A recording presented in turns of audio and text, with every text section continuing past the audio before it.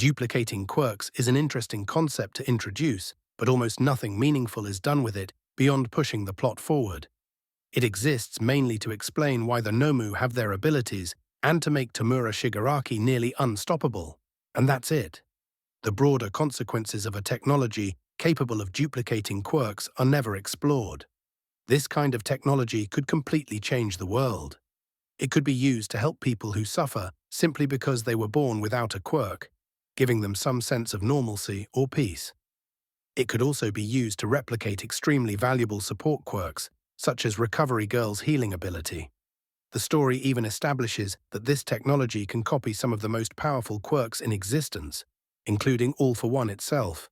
And yet, after being introduced, the concept is essentially forgotten. Now, I know some people will say, Dr. Kyudai Garaki is the only one who knows how to replicate quirks, and he'd never help the heroes. That's true, to a point.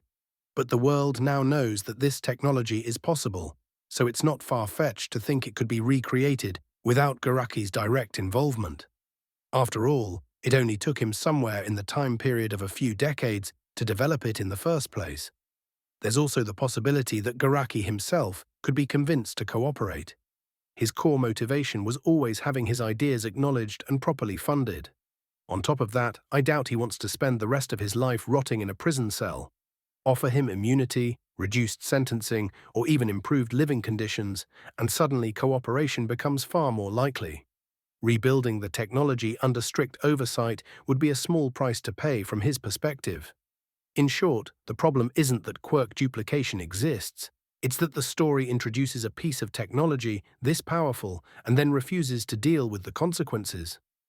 Once you open that door, you can't just pretend it doesn't exist. And My Hero Academia does exactly that. This is a recurring issue with the series. Big concepts get introduced, only to go nowhere. We see it with quirk duplication, and we see it again with abilities like Rewind.